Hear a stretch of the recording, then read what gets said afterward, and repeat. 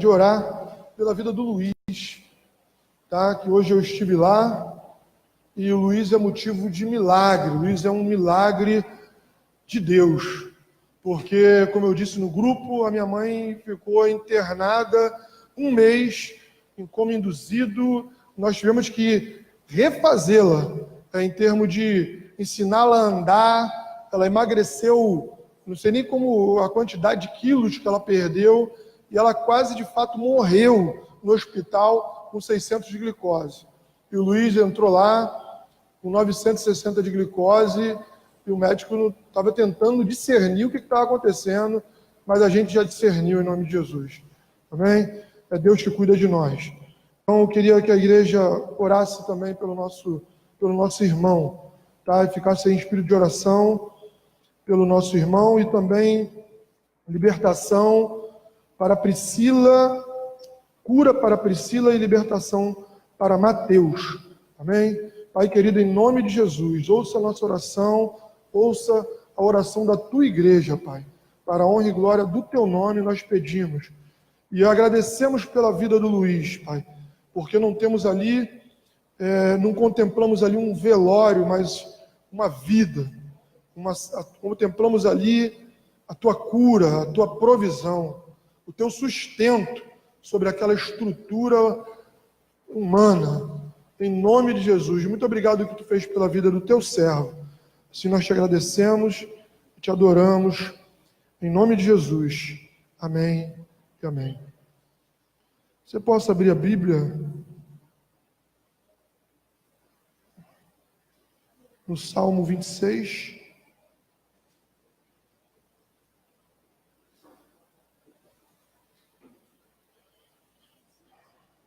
Cento e 126, desculpa.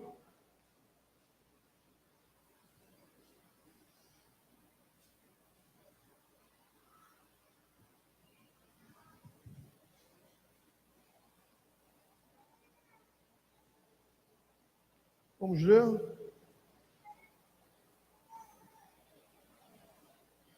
Quando o Senhor trouxe do cativeiro que voltaram a Sião, estávamos como os que sonham. Então a nossa boca se encheu de riso e a nossa língua de cânticos. Então se dizia entre as nações: grandes coisas fez o Senhor a este. Grandes coisas fez o Senhor por nós, e por isso estamos alegres. Faze-nos, Senhor, regressar outra vez do cativeiro, Senhor, como as correntes do sul. Os que semeiam em lágrimas cegarão com alegria. Aquele que leva a preciosa semente, andando e chorando, voltará sem dúvida com alegria, trazendo consigo os seus molhos. Amém?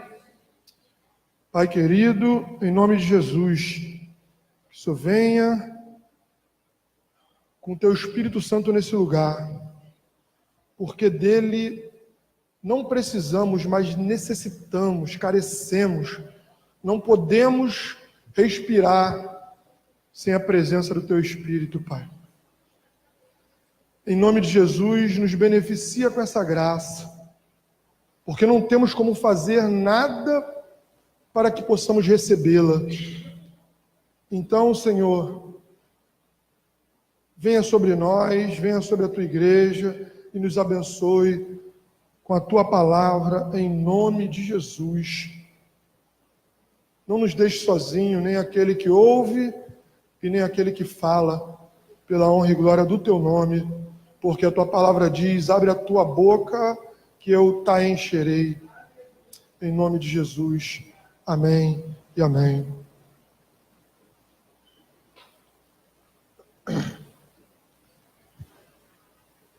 Essa palavra é uma palavra interessante, porque ela descreve muito bem a nossa vida, ela descreve a história de um povo que serve a Deus, ela descreve uma trajetória de um povo que serve a Deus. E servir a Deus é uma trajetória. A gente vai acompanhando a história, a gente vai vendo os reinos,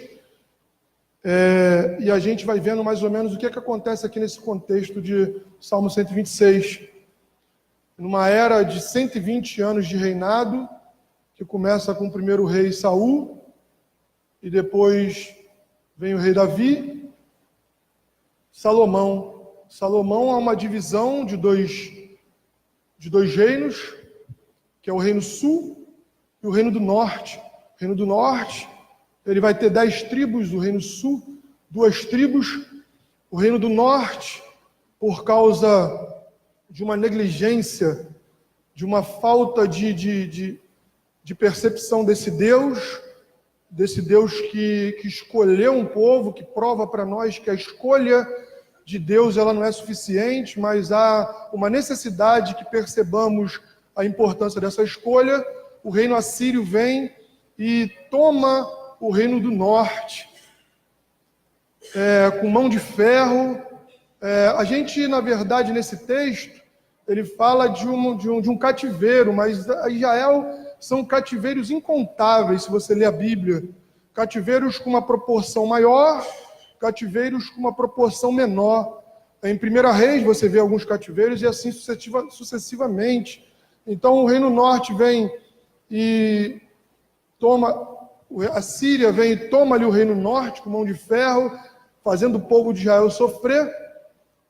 Posteriormente, passa alguns anos, vem os babilônios e toma o reino sul, o reino de Judá, da dinastia de Davi, e leva esse povo para o cativeiro, fazendo esse povo sofrer. E aí, a gente não sabe ao certo de onde nasce esse salmo, porque na verdade ele não descreve com exatidão qual cativeiro foi, mas a gente consegue caminhar um pouquinho quando a gente percebe que houve essa divisão desses reinos e que o povo de Israel estava sofrendo como sempre sofreu desde os primórdios, porque eles adoravam o reino norte, por exemplo, adoravam o povo de Israel, que é o povo que nasce do ministério de Moisés, que vem sendo liberto por Josué, é o mesmo que cai nesse cativeiro e adora um bezerro de ouro, que é o povo do reino norte, que é tomado pela Síria com Nabucodonosor. Então, quer dizer, um povo que não aprendia, que era reincidente na sua pecaminosidade, que gerava um impeditivo, que essa escolha ela fosse aproveitada, fosse uma escolha no qual o povo passasse a se deleitar com essa graça de Deus. E aí a gente encontra esse salmo que fala quando o Senhor trouxe do cativeiro os que voltaram de Sião, estávamos como quem sonham. Então a gente percebe que ele fala de alguém que vai semeando com lágrimas, né? É como que a lágrimas, ela não podia, a lágrima aqui ela se torna algo fundamental. A lágrima que talvez possa nos frear, né? Aqui ela deveria ser o combustível daquela caminhada. A lágrima ali, ela era fundamental para que houvesse essa semeadura. A lágrima ali ela fazia com que eles pudessem saltar nessa caminhada, porque a gente vai ver que ele diz: os que semeiam com lágrimas cegarão com alegria. Ele está dizendo qual é a condição da semeadura. Ele está dizendo, olha só, a condição da semeadura é semear com lágrima. você precisa andar. Ele vai dizer, semear, é como se ele dissesse, semear, o que é semear? Semear é andar e chorar. É inevitável que esse choro não aconteça. Por quê? Por causa da história, por causa da negligência, por causa do pecado. É necessário que nós tenhamos rostos molhados de arrependimento, porque a gente só vai conseguir trazer essa alegria se nós compreendermos o real significado dessa separação, dessa divisão, desses cativeiros. E na nossa vida é assim. A gente, muitas das vezes, se encontra em cativeiros da nossa mornidão. Cativeiros onde o sagrado ele se tornou habitual, onde pelo sagrado ser se tornado habitual, nós transformamos o sagrado em profano e vivemos como se não estivéssemos separados de Deus. E a gente precisa aprender aqui nesse texto que semear que esse semear e chorar é inseparável. Então a gente não semeia enquanto a gente reproduz o nosso dinamismo no reino de Deus. A gente só semeia enquanto a gente chora. Por quê? Porque Paulo vai dizer qual é a nossa situação. Ele vai dizer que nós estávamos nos reinos das trevas e fomos para o reino do Filho do seu amor. Então é necessário que a gente compreenda que o choro na nossa cama não vai servir para a gente de enxerto, não vai servir para a gente, não, mas é enquanto anda. Ele está em movimento. Esse homem que anda e chora, ele tem um propósito. E esse homem que anda e chora, o choro, a dor, as lágrimas, o sofrimento, não é uma razão suficiente para fazê-lo parar. Então, nesse tempo, você vai perceber que nesse tempo de exílio, nesse tempo de cativeiro, vai nascer ali Jeremias, vai vir Daniel, tentando dizer para aquele povo aonde aquele povo precisava melhorar, e aquele povo não dá ouvidos. E você vai ver que vai dizer assim, olha o versículo 2. Então, porque aqui é o momento no qual eles são libertos, no momento no qual o rei Ciro, ele chega e ele muda toda essa situação de aprisionamento diante de um contexto no qual Jeremias fala, Daniel fala, Esdras, do capítulo 1 ao capítulo 6, vai falar sobre esse povo que se deixou enveredar por esses caminhos de não chorar enquanto caminha, de adorar deuses estranhos.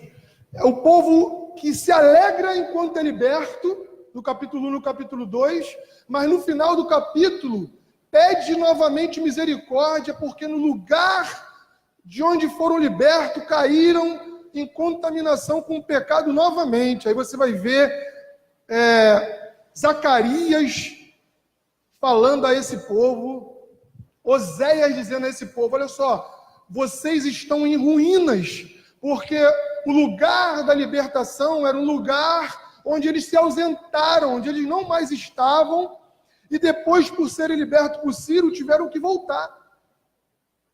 E quando voltaram, não estavam desapossados, mas uma diversidade de povos naquele lugar. Por isso, parece que os nossos pecados, eles são perdoados, mas nos trazem consequências que a gente vai ter que lutar. E às vezes a consequência da desobediência, a gente se casa com ela. A gente se casa com ela e vive com ela a vida toda, recebendo o perdão do pecado, mas a consequência do pecado, ela pode... Então, por isso que o choro, ele é inevitável, quando se olha por essa concepção. Então, essa formação introspectiva de um povo que é liberto e volta, Deus usa Ciro para eles voltarem para a sua cidade natal. E aí você retorna um pouquinho no 125, ele vai dizer assim, os que confiam no Senhor são como um monte de Sião. Sião, porque Jerusalém, ele fica como que num vale, cercado de montanhas, como que Deus querendo dizer que essa proteção é inamovível, mas não é inamovível suficientemente ao ponto de não terem a consciência da escolha. E terem que semear com lágrimas para conseguirem voltar com seus feixes. Porque quando voltam para Jerusalém, quando voltam para Sião, encontram povos que reconhecem a sua libertação, que vão dizer assim, então se dizia entre as nações, que nações? Os gentios, os samaritanos diziam, e era inevitável que não tivessem a percepção, não espiritual, mas racional, de reconhecer o quanto Deus foi amoroso em libertar esse povo, que daqui a pouco vai ser reincidente em pecado. Então é uma trajetória bíblica de erros. É uma falta de estrutura, de importância com relação à desobediência. É uma falta de administração, o quanto a obediência ela deveria ser percebida, valorizada, porque é isso que nos faz nos separar, é isso que gera os nossos cativeiros. Então a gente precisa ouvir essa voz absoluta que dá a nossa direção, porque esse povo teve povo que nem voltou da Babilônia, já ficou lá, israelita, nessa libertação de Ciro, e quando voltaram, se casaram com mulheres que não eram para se casar, e começaram a adorar outros deuses. Quer dizer, uma alegria momentânea, uma alegria passageira. Então, nós precisamos ficar atento a isso, porque você vai ver posteriormente o que acontece com Neemias, que se propõe a reconstruir Jerusalém, quando esse povo que fala dessa alegria, que foi liberto e voltou para lá, não queria saber de reconstruir, mas de comercializar, porque todos estavam pensando em si. Quando Zacarias vai dizer, vocês estão pensando em vocês, isso tudo aqui é Salmo 126, quando vocês deveriam estar reconstruindo a casa de Deus, vocês estão construindo seus comércios, vocês estão construindo a sua própria vida, vocês estão adorando outros deuses, vocês estão vivendo as suas individualidades, quando deveriam construir a casa de Deus. Oséias, Zacarias, e até que Neemias, ele parte para esse propósito. É isso que acontece aqui. Então ele vai dizer, os que semeiam com lágrima, cegarão com alegria. Aqueles que levam a preciosa semente, andando e chorando, voltará sem dúvida com alegria, trazendo consigo os molhos. Que nós precisamos fazer? Andar apesar de ter que chorar. O choro não foi feito para a gente parar. O choro foi feito para a gente continuar. O choro foi feito para a gente permanecer. Porque o choro, ele deve não ser um choro emocional, mas um choro que reproduz a consciência do pecador. Um choro que reproduz o arrependimento do desperdício que ele gerou. É um choro que faz a gente chorar porque a gente não obedeceu antes. Para que as nossas alegrias não fossem falíveis, para que não precisasse vir profetas a nós dizer, e a gente com nossos ouvidos cauterizados. Quando nos primórdios, quem? Isaías, Daniel, Ezequiel, homens enviados, e eles não ouviram. E agora eles voltam para sua cidade decepcionados, porque eles se alegram, mas chegam lá e está tudo desmoronado, eles vão ter que reconstruir. Porque a reconstrução, ela faz parte de um processo de arrependimento. Porque a reconstrução, ela faz parte de um processo de arrependimento lacrimejante. Porque a reconstrução é um caminho na direção da onde a gente errou. Porque a reconstrução é ouvir os profetas, porque a reconstrução não é reconstruir os nossos interesses, mas é reconstruir a casa de Deus em nós. A reconstrução, ela é uma adoração. E o que fez que esses homens desviassem? Foi o desvio da adoração. Então eles eram tentados. E se você olhar o texto de Jesus, que é nosso exemplo, quando foi tentado, porque o escolhido, se tem uma coisa que ele é tentado. O escolhido, ele é tentado 24 horas a não fazer aquilo que tem que fazer. Por isso que Samuel diz, é melhor obedecer do que sacrificar. Sabe por quê? Porque a pressa, a necessidade grita para nós uma desobediência que vai, quando nós reconstruirmos a vida, nos fazer chorar. Porque é uma caminhada de dores e devia nos remoer quando olharmos para trás e vermos o que a gente perdeu. Então que essa alegria não seja uma alegria falível, uma alegria momentânea, uma alegria que não me deixe enxergar que eu voltei para casa e que aquele desmoronamento do lugar é responsabilidade daquilo que eu gerei lá atrás. Mas que a possibilidade de reconstrução nunca vai faltar, e que a responsabilidade de reconstrução não começa do lugar, mas de nós, como responsáveis de construtores lacrimejantes da graça de Deus.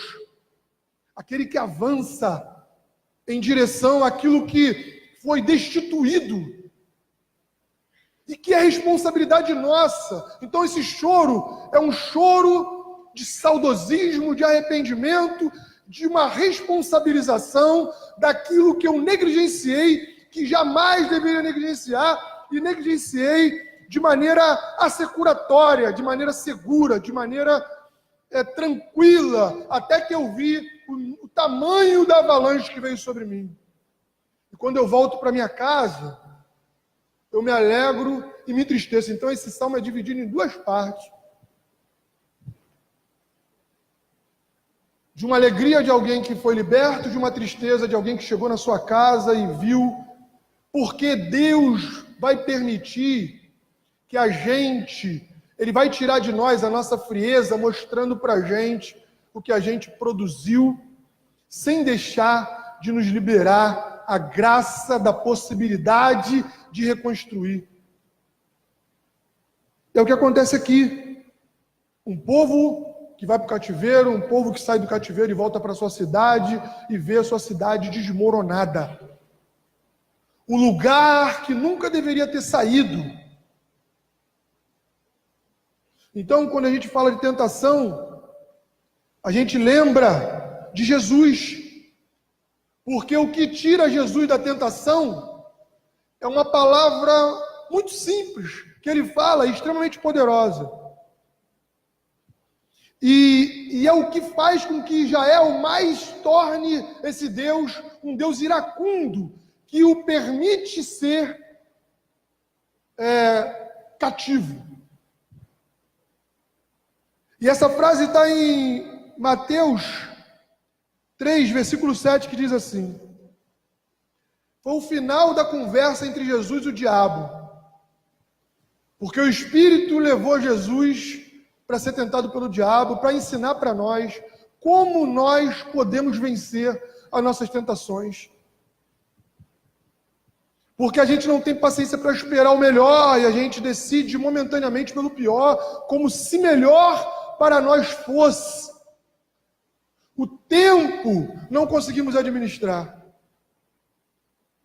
E aí nós falamos uma vez aqui, né, um Deus que interage entre o cutelo e o menino, como que tirando toda a nossa possibilidade de expectativa, esperando a gente expectar. Como um homem como Abraão, que Abraão com esperança contra a esperança creu. Então qual é a tua esperança? É a esperança. E onde está a sua esperança? Em Deus.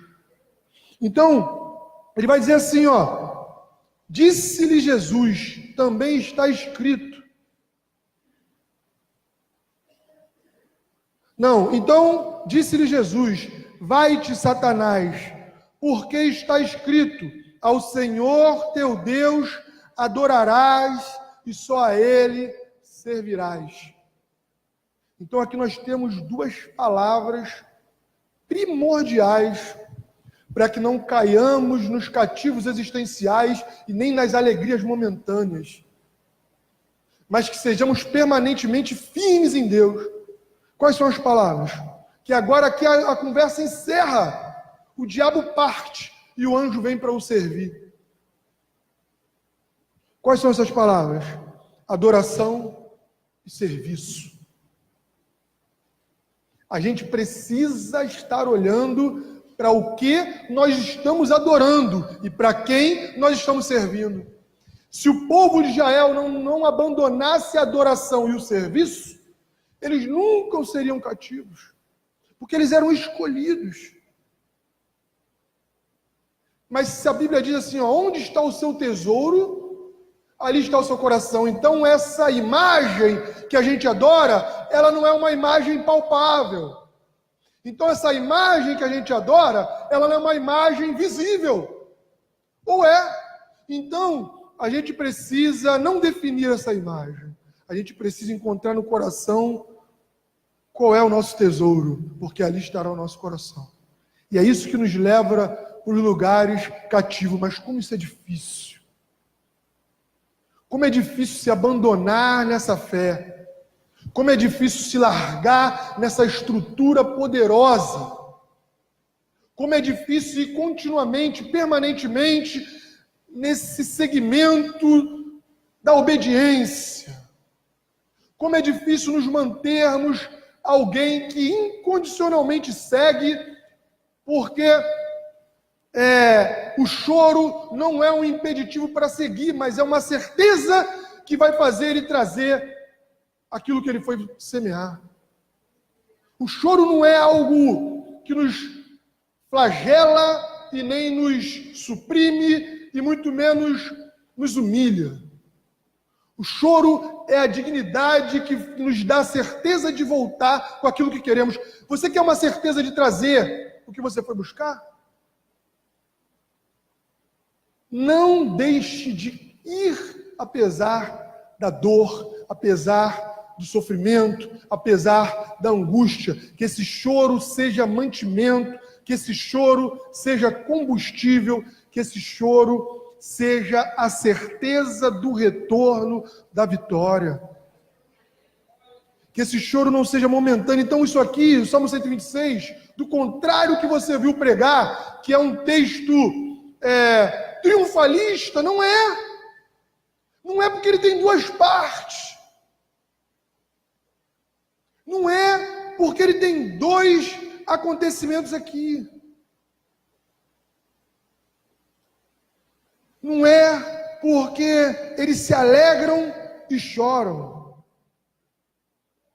Porque eles vão dizer, grande coisa o Senhor fez por nós, por isso estamos alegres. Agora ele vai dizer no versículo 4, olha o que ele diz no versículo 4. Faz-nos regressar. Ué? Como faz-nos regressar? Vocês não estão alegres até o versículo 3? Vocês não estão extasiantes até o versículo 3? Como é que agora você vai orar para mim uma oração de lamento? Faze-nos regressar outra vez do cativeiro, Senhor, com as correntes do sul. Sabe o que é corrente do sul? É o que você leu aqui em cima, Monte Sião. Sabe o que ele está dizendo? Que ali, aquela terra era muito ressecada. O leito do rio rachava. Do nada, descia uma água abundante que regava aquilo tudo. Então, os semeadores que saíam a semear, eles saíam a semear ali, naquele lugar rachado, naquele lugar ressecado. Vocês acham que eles estavam felizes? Não, eles estavam preocupados, mas não era um impeditivo deles deixarem de semear, porque era imprevisível, era necessário um estímulo de fé para que aquela água descesse abundante e molhasse, encharcasse aquilo que eles semearam. Então é isso que eles estão dizendo aqui. Senhor, porque nós chegamos na nossa casa e encontramos ela bagunçada, ela povoada, ela misturada. Mas eles esqueceram de dizer que alguns deles já estavam se casando com mulheres estrangeiras já. Então, para você entender o quanto aqui há dois textos em um. Então ele vai dizer, Senhor, o cativeiro no qual agora eu me encontro é um cativeiro dentro da minha própria terra e dentro da minha própria casa. Porque do cativeiro babilônico, o Senhor enviou Ciro e me tirou. Isso foi motivo de grande alegria, mas aqui eu me deparo com a minha falta de responsabilidade que o Senhor me responsabiliza reconstruir. Mas Deus é o quê? Deus é misericordioso. Deus é amoroso. E Deus é poderoso. Ele nos ajuda. Por isso que eles fazem referência dessa água que desce nesse rio ressecado, que não faz com que isso, que apesar das rachaduras do solo,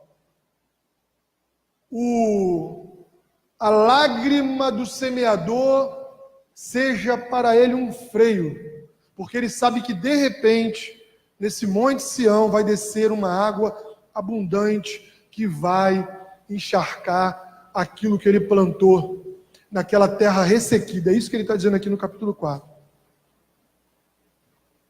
Então são dois textos em um, inevitavelmente.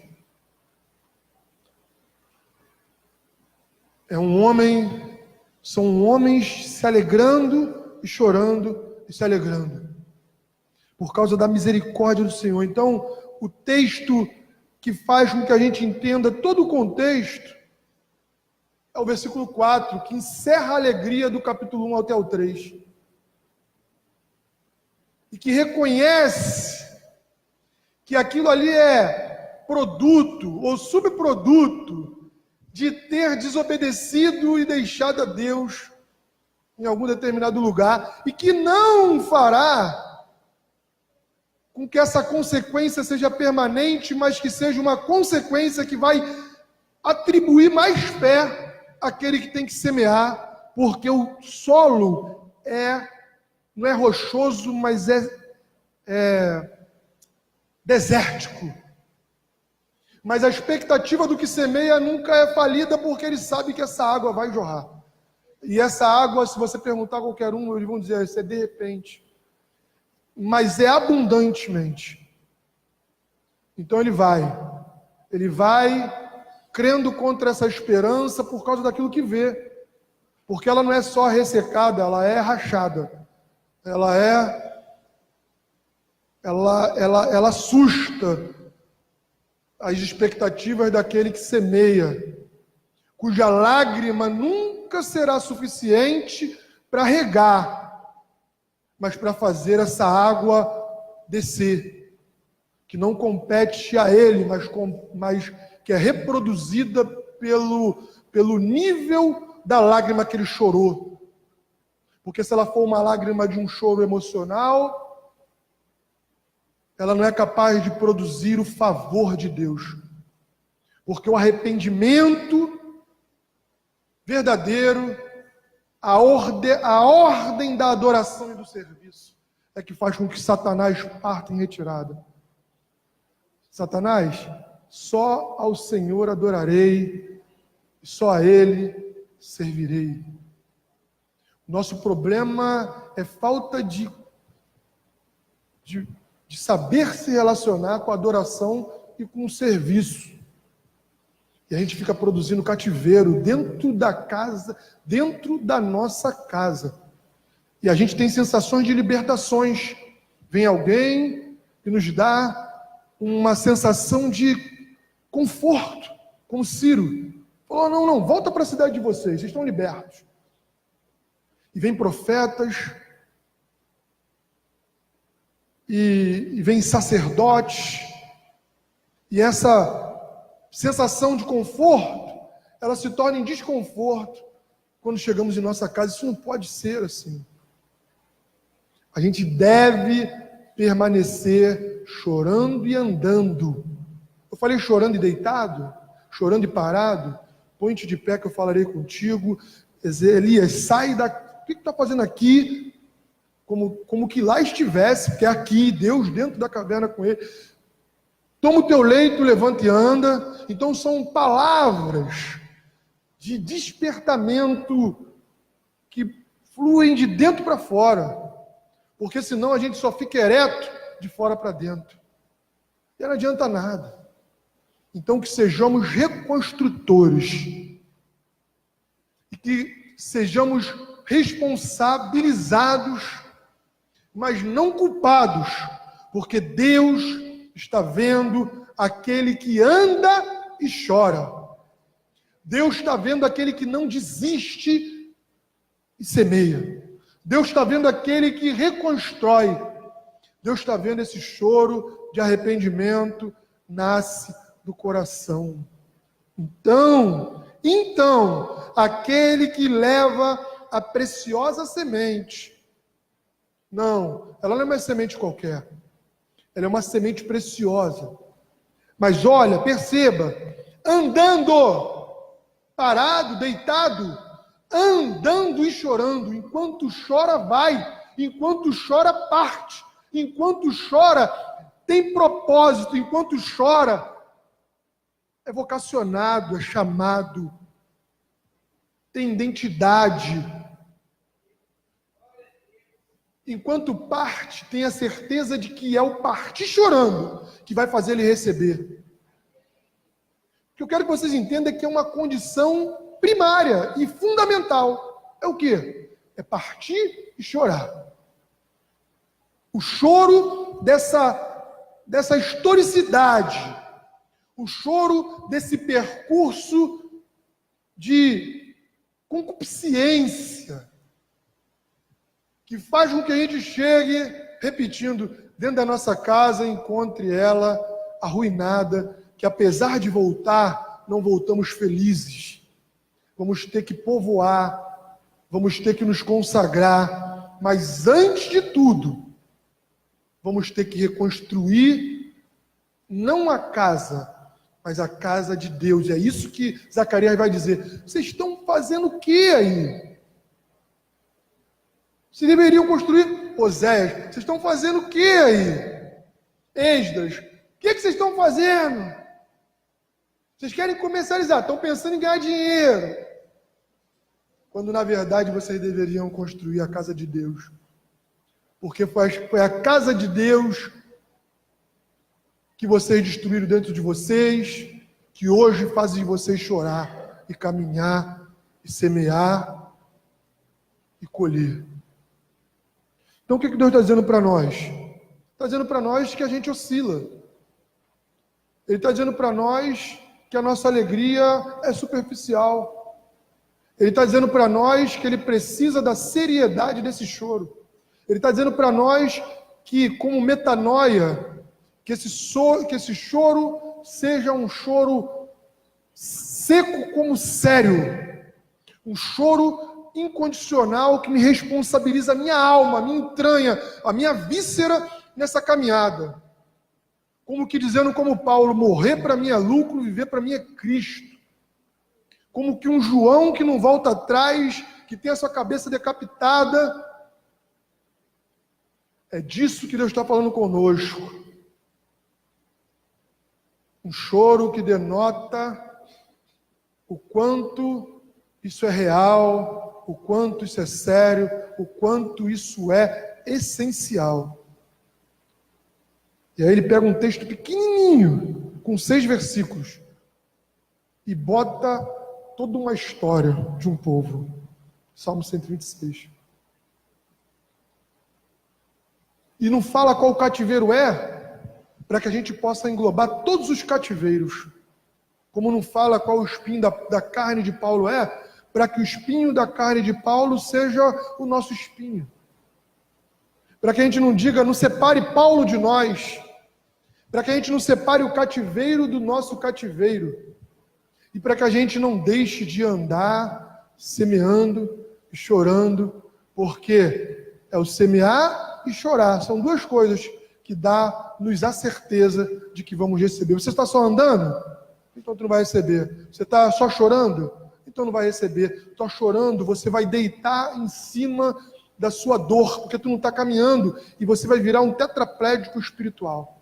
Ela vai te afundar, ela vai te amassar, ela vai te engolir.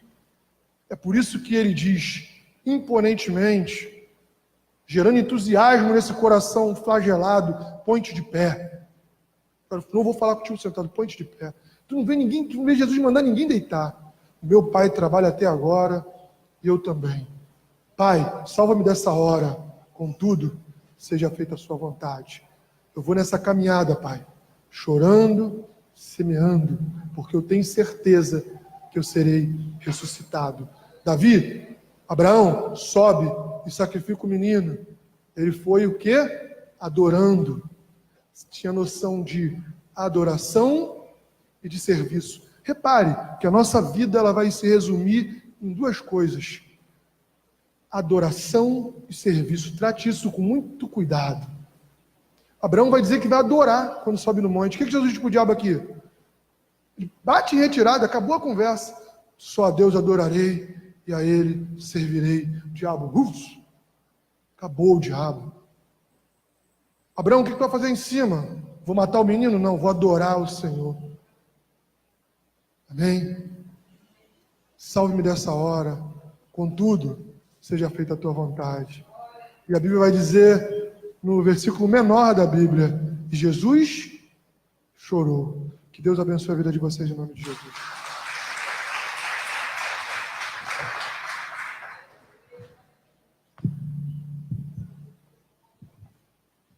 Amém? Você pode ficar de pé? Fique a mão no seu coração. Não sei se você, por curiosidade, já viu na internet, quando as torrentes do Negueb, como diz o versículo 4, elas descem. Negev, depende da sua versão, ou as torrentes do sul. A primeira coisa que ela vai produzir é vida num lugar que tinha morte. Seja se havia um clima árido, uma terra seca, em pouco tempo aquela água vai produzir vida naquela região que estava sem vida. Então eu quero profetizar nessa noite que Deus há de produzir vida das nossas dores, vida das nossas mazelas, nossos incômodos, naquilo que tem te levado para baixo. Como o pastor pregou, a gente precisa continuar andando. A gente não pode parar. A gente vai colhendo e aprendendo com a dor. Mas se eu parar, eu serei atropelado por ela, e serei nocauteado por ela e não conseguirei ter forças. Mas a expectativa é gerada no meu peito. Vai vir alguma coisa do alto. Vai vir o meu socorro da parte do Senhor. A minha sorte vai mudar. Em poucas horas, aquela terra seca se transforma numa terra produtiva. Passado alguns dias, nasce os primeiros verdes aparecem naquela terra infrutífera. Eu quero profetizar que a terra árida se transformará numa terra produtiva e que Deus vai mudar a nossa sorte. Grandes coisas vão acontecer. Você crê nisso, irmãos? Eu creio, irmãos, que Ele vai mudar a nossa sorte. Pastor, minha sorte hoje está mais como uma terra seca, mas vai vir um manancial de águas sobre a sua vida, em nome de Jesus. Pai, bendito és Tu para sempre, nós Te louvamos nessa noite, nós Te bendizemos pela Tua bondade e misericórdia, nós Te engrandecemos, Senhor, porque Tu és bom, e mesmo diante de dias difíceis, de horas, ó Deus, em que nós achamos que já não tem mais solução para as nossas lutas, nossas dificuldades, nós podemos olhar para o alto, da onde vem o nosso socorro, e aguardar no Senhor a provisão que precisamos. Portanto, como diz o salmista, Deus, muda a nossa sorte, transporta-nos, ó Deus, nesse tempo de dificuldade e luta, para um tempo de manancial. Faça, ó Deus querido, vir aquilo que nós precisamos, ajuda-nos a suportar, e mesmo em meio às dores, a continuar andando, seguindo em direção a Deus, aquilo que o Senhor tem requisitado de nós. Que a graça do Senhor esteja sobre nós, nos ungindo, nos capacitando, nos fortalecendo. Como o Senhor disse ao apóstolo São Paulo, que na fraqueza dele, que o Senhor faria ele forte, que trabalharia nele. Ajuda-nos, ó Deus, no tempo da angústia, para que a gente continue andando, ó Pai querido, semeando e aguardando o tempo da colheita. Vai chegar a conversão do nosso cônjuge, a conversão dos filhos, a conversão dos pais, a mudança nas finanças, vai chegar, a cura vai chegar, porque Tu és conosco, Pai.